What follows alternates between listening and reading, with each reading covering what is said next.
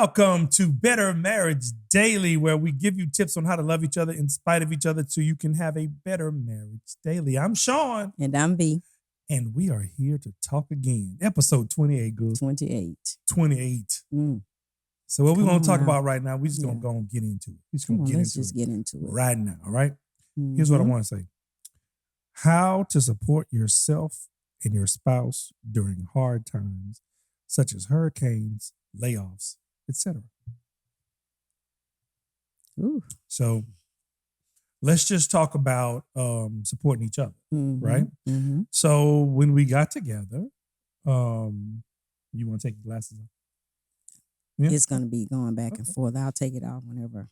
All right. Well, when we got together, y'all, Vanessa was gainfully employed Mhm. and making a nice chunk of change, Yes. doing what she did, Yes. and I was gainfully employed, 3-4 jobs, Mhm. doing what it is that I do, and then about how many years in? And a few years in. Because we got married in 2000. Well, no. It like almost immediately, right? Because like we started dating. Yeah. Yeah. We started Yeah. dating it. We Mhm. met each other in 97 officially. And in 98 we were dating. Mhm. In 99, my life changed. Yeah. So in 99, I ended up having to change everything in my career Mhm. because I was a part of a duet. My brother and I had a band together along with my dad. So it was like a 3-way thing, but on stage it was duet. Mhm. it was us two and a band, right? So that was the entirety of the majority of my income. And so as family ventures go, this one ended up going south. Mhm. And so that was actually probably one of the reasons why I decided to, that didn't hurt, that I decided to ask you to marry me, because when we were talking, because you met me while I was on stage. Mhm. And so then to say, okay, well, stage thing ain't gonna happen. Right. Right. And so when I told you, I said, how would you feel if I wasn't playing, with that band anymore? I said, because I think it's over. I just don't think Mhm. it's gonna work. I think he's wanting Time out. says it's time. Yeah, I think he's wanting out. Mhm. You were like, look, as long as you're doing something. I was like, okay.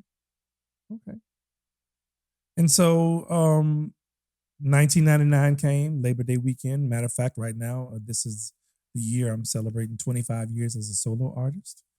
And we've had a lot of great Beautiful. accomplishments Yes. in those Yes. 25 years. Lots. And so I want to say, first of all, to y'all, if you have had a setback, or if you've had something that you thought was devastating, I can tell you that it may be for your good. Mhm. God may use what they tried and turn it around for your good, because he Yes. sure did it for me. Yes. Surely he did it for me, because man, I'm telling you, I can't even imagine having all of the accolades and doing all the things that I've done, having to negotiate and, beg and plead to other people to go.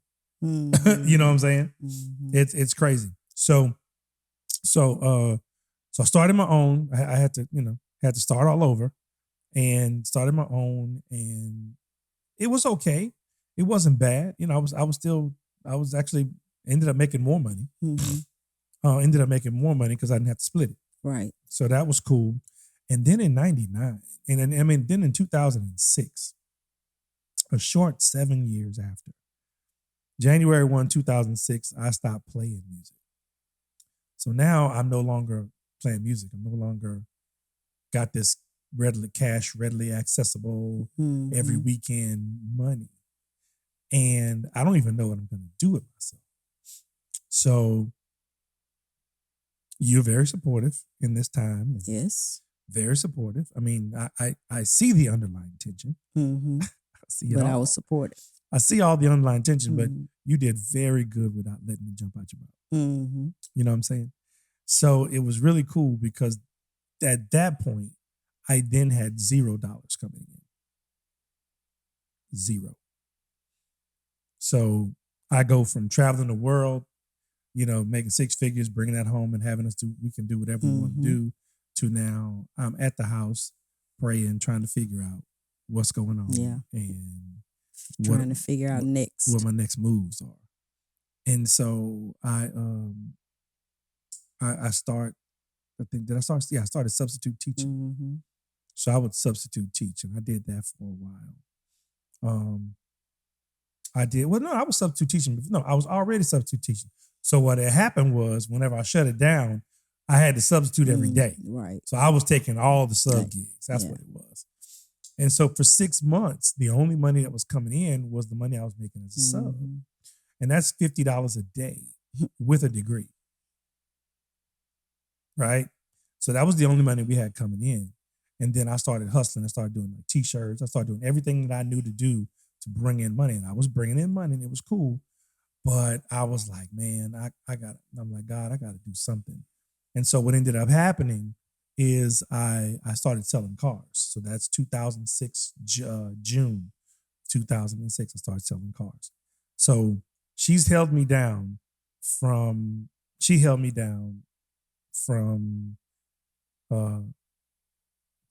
January 06, that's 6 months. 6 months where it was kind of really hairy.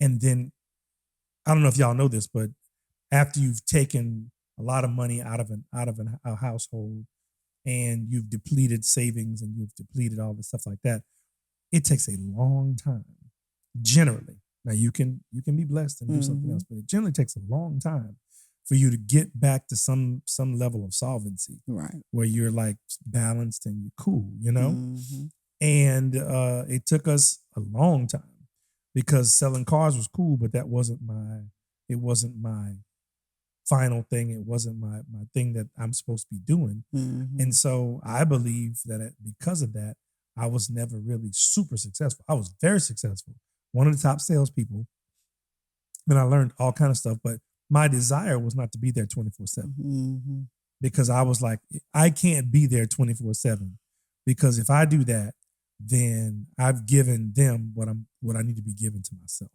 So I've always understood that I needed to invest in me if I'm going to go all out like that. Now granted, I did my job well. I was excellent. I didn't steal from them. I did my job. But I didn't steal as in steal time. Steal as in steal time. Steal as in steal money. Steal as in steal, take cars and go out for the weekend. I ain't do none of that. Yep. And so I had all that stuff going on. But then, so now I'm working, but I'm still not making the money I was making playing music. Yeah. Man. So now she's still holding me down. And we revisit the conversation shortly about the fact that she's making more money, that she's making money and like her money, and she keeps seeing her check go. And I'm like, really? We ain't going back there. We're going to go back there. Yeah, because I think she might have just felt an opportunity to one up me from the time before. I don't know. But it wasn't a big deal. It was never a big deal. So we made it. We made it through that. It was challenging. I worked longer hours than I've ever worked in my life for a paycheck. And, it was a great experience. I now understand why God had me go there because, and I'll share this, in my motivational teachings and sessions. I learned how to network, negotiate, prospect, say no, be told no, and I don't take business personal. I learned how to network, negotiate, prospect, say no, be told no, and I don't take business personal. So when I was able to come back to the music industry, I'm dangerous now because I'm not worried about nothing. I'm not counting your money because I know how to negotiate. I'm not worried if you say no because I've been told no. Right. I'm not even worried to tell you no if it ain't the right deal because if you can't walk away from a deal, that deal has you. You don't have that deal, right? So I can always walk away, and then I didn't take it personal. So that was a new level for me because this thing is my culture, it's my baby, it's my everything, it's my family's legacy. So I'm very emotionally tied to it. Well, I was very emotionally tied to it. And when you're dealing with the business side of it, it can be kind of interesting. Right. So I just understood that I had to keep hustling. So I kept hustling. I kept moving. And you kept doing what you were doing. Now, the topic is holding each other down. So Mhm. while I was going through, talk about your perception and your side of me going through to the people. No, it was challenging. I had to remember that, when times got really, really challenging, that, just depending on God for sure. Um, and realizing that He was our source, God was our source, and that He's never failed us, and He wouldn't fail us, and just to believe that everything we needed, if we didn't have it in hand, was on the way. And that's how I was able to manage my thoughts. Now with you, because I know that you were trying to figure it out, I had to really be in touch with my feelings and make sure that those feelings never came out per se. They did. I know they did, but I'm saying I had to be in touch with my feelings. I didn't say I failed a lot, but I'm telling you what I wanted to do, Yeah. because I knew that you know everything, not everything, but some things depended on how I dealt with them.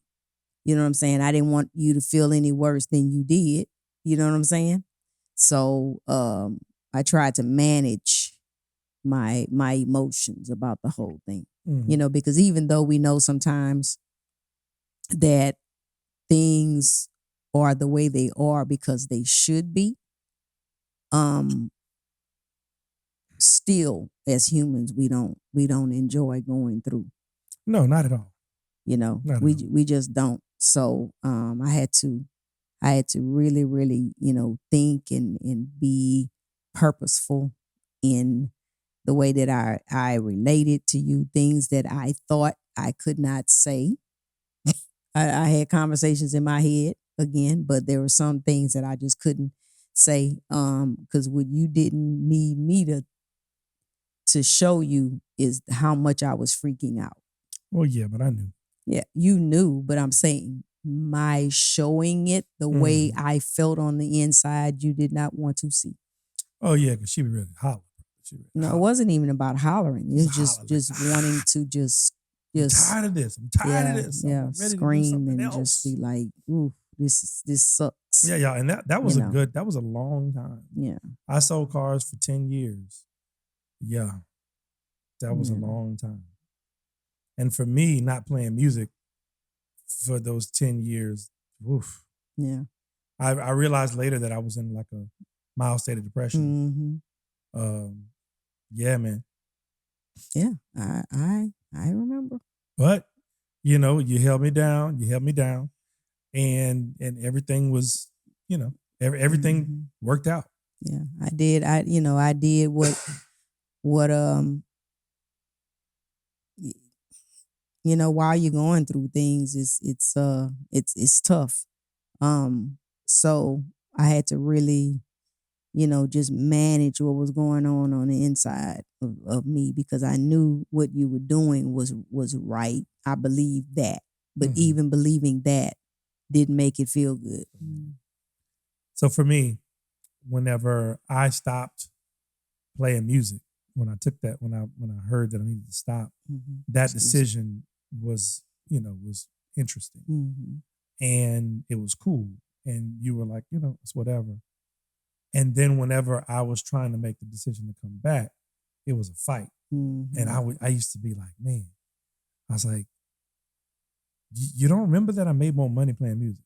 Why are you fighting me for going back to playing music? Because I don't know. I just know that you got a Mhm. It job, was it was and I know that job uncertainty. is guaranteed. And I'm like, the Yeah. job is not Yeah. guaranteed. It just was the uncertainty of it, I think. I was like, man, I can go back Mhm. and play weekend the weekend dances and make way more money than I'm making. and it was just a thing. But I had to know that was my test. It had nothing to do with her. It was my test. I had to be like, okay, wait a minute. Do I know that I know that I know that this is what I'm supposed to be doing? Mm-hmm. And once I figured that out, I was like, oh, okay, cool. And I said, hey, I'm ready to go get it. And you were like, right around Easter too. You talk about talk about messing up the holiday. Oh, it was Her around my birthday. Her birthday, our anniversary, and Easter were all Mhm. around that same time. And she Mhm. was mad the whole time. And so I do remember saying this though. I said, hey, listen, I understand, you've been telling me, it's your vision, do your thing. I know I've been telling you it's your vision, do your thing and whatnot. But I told her, I said, hey, this is what I need you to do. If you can't say nothing good, don't say nothing. And spiritually speaking, keep all of the negativity in your head. Mm-hmm. Because what I won't need now that I'm back doing this thing, what I won't need is to have to put out the fires that your words will have set. Yeah. And she said, but I said, please. You were like, man, I don't be talking negative. You just did. When you said, well, what we gonna do and how we gonna do it? I was like, see, when you say that, you invite that. And so she said, okay. And she did a great job of not saying it. And it was awesome. And I was really appreciative because, man, I was really worried because if you don't know, you have the power of life and death in your tongue. And when you say stuff, especially negative things, when you say negative stuff, man, that stuff comes fast. Every time the weather change, I get sick. We manifest. Every time the weather change, I get sick. Man, I can't never win. Man, people don't never pick me. How come I always have so many problems? Nothing. I don't ever win nothing. You know what? You're right because you keep saying all of those things. Like right now, we have a hurricane in the Gulf. If y'all could be here where we are and hear how many people are calling that hurricane to us. Yeah. They're calling it. Yeah. You're like, oh Lord, you know it's coming. It's hurricane season. They're all coming. I'm like, why would you say that? Keep that to yourself. It's a lot. Yeah, it's a lot involved in that. So we were able to to control out what we say, and man, we came out of it, and the support was there. So she supported me during that time, and then she's been retired. So since she's been retired, now it's really all on me, and it's been working. Of course, for her retirement there, but for the rest of it, because we don't live on just her income, it's a little larger than that. And so, y'all, I got to tell you, I mean, you support each other in sickness and in health, for better or for worse, rich or poorer.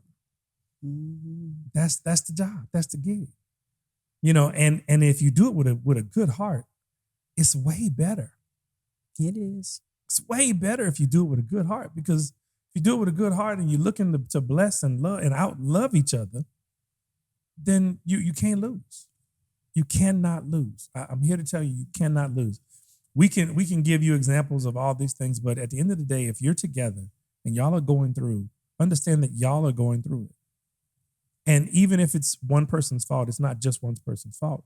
It's just not one person's responsibility to fix it. Right. It's both of your responsibilities to fix it, because you're together.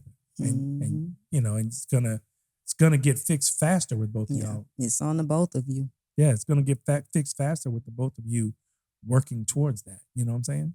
Yeah. So, yeah, I just thank you, baby. I thank you for all the times you held me down. I thank you for holding you down and shaking in my boots. Hey, but all I needed, and I told you literally shaking in my boots. I know, and this is one thing, ladies. Let me give you this insight. I told her, I said, what you need to understand is that if you believe in me and you tell me that you believe in me, and then you show me that you believe in me and that you got my back, I can run through walls. I will run through walls to win, because I know that you got me and I know that you believe in me. And let me tell you, I've been running through some walls. You have. Because I know that I got my agreement right here. And if y'all can do that as a married couple, I'm telling you, things will change. Mm-hmm. If y'all can sit there and get in agreement, sit down and write a plan. Say, okay, this is where we want to be. And don't do 5, do 2. This is where we want to be in 2 years.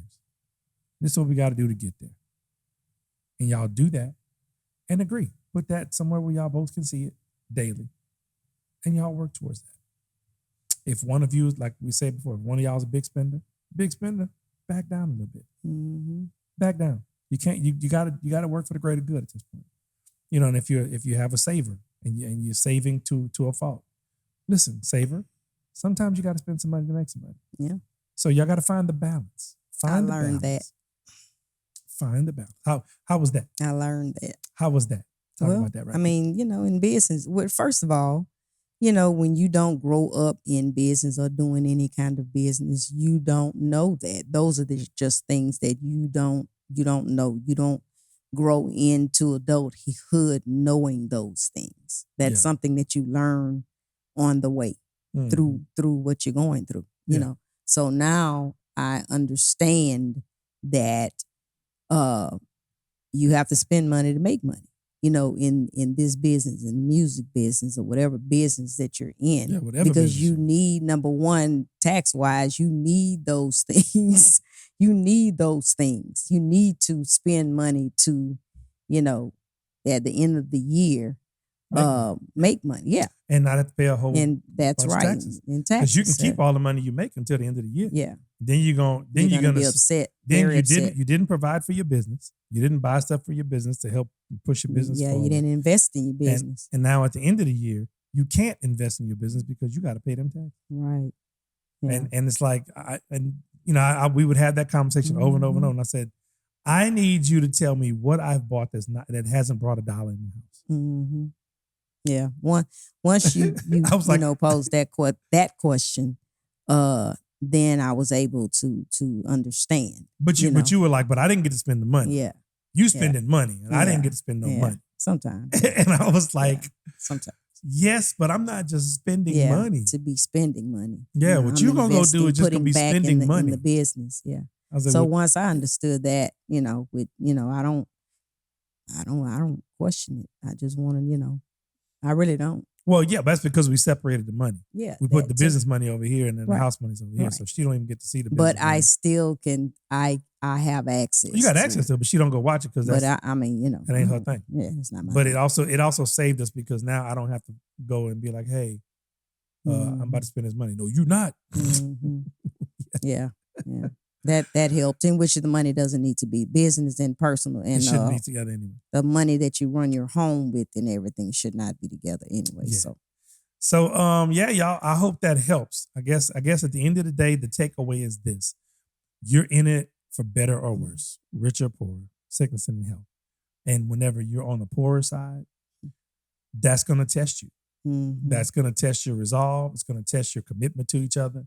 Oh, definitely. And I to each other. Yeah, especially because there's always somebody, some John or Jane mm-hmm. that's got money and talk about, oh, you shouldn't be struggling like that. Mm-hmm. If you were but that's why you need to keep people out of your business. Keep people because out your business. You have all these other voices, that you're lending an ear to. You're lending an ear to, and that is totally opposite than, of what you need to be doing. Yeah. You don't need people in your business like that. Nope. You don't know people's motives, and sometimes their motives are they don't have a motive, and things happen. So you keep people out of your business. Keep them out. Keep them out. Yeah. So keep people out your business. Stay close. Stay tight. Talk. Figure it out. Whenever you hit a rough patch, understand it's just a patch. Mm-hmm. You're going to forever be going into a storm, in the middle of a storm, or coming out of a storm. Get used to it. And why is it that we know that life, life is going to have all of these things? Yeah. It's going to have joy. It's going to have, challenges. It's going to, have just things happen because we're living a life. We weren't promised that we wouldn't have any kind of issues doing this life. But a lot of times we forget. We forget. Yeah. I mean, because you think it's all supposed to be good all the time. And you think that what you're going through is going to last forever. You know? And either way, it won't. And it won't. It just won't. That's just not the way life You'll happens. never be forever down, and you'll never be forever up. No. So if you get to get in and get into each other and say, but what we're going to always be forever be is together. Mm-hmm. And what we're always forever going to be is with each other, for each other, fighting for and with each other. And facing the challenges of life. That's it. It's so much more tolerable when you have someone to. Yes. You know? Because we're not meant to be alone. No. Luther said it best. I am not meant to be alone. Yeah. Yeah. I just had to. I don't even know if I did that right because I got these headphones on. They know the song you were saying. They knew the song. Oh, they did. Did they? They recognized the song for sure. Yeah. Anybody? I mean, just the first 3 words. If you anyway, see that, and when you got your partner in crime and in life, they'll tell you the truth every time. I mean, I'm gonna tell you this, and we're gonna go. I did something for somebody, and I let her hear it, and I said, "How was this?" She said, I was like, "What? Nothing. You sending it to him like that?" So I guess I'm not. Let me go fix it. And that was my way of, Yeah, but she's holding me to my own standard. Mm-hmm. Like, and I'll hold her. Yeah, I'll hold her to her standard as well. This is finished. She did do that to me, and I did go finish it. I did not send it out as is. I went and finished it. So yeah, y'all just be for each other. You'll be for each other. Talk. Decide that you're on the same team. Strategize on how to come out of whatever you're in, and when you're in it, strategize how to stay together while you're in it. And then when you're out of it, remember how it was when you were in it and when you were going into it, so that you can enjoy being out of it. Right. Ooh. That part right there. Once you're out of it, you're out of it. Don't relive it. Let it go. Stay in the present. Because yesterday is gone and tomorrow's not promised. The only thing you have is the gift of today. And on that note, we don't know what tomorrow will bring. Yeah, anyway. So until next time, I'm Sean. And I'm V. And you have just seen Better Marriage Daily, where we give you tips on how to love each other in spite of each other so you can have a better marriage daily. And in this case, so that whenever you go through the rough spots and you go through the lows and the winds and the storms, you understand that you're together. And anything you do with somebody and y'all are on the same page, you can come out of it.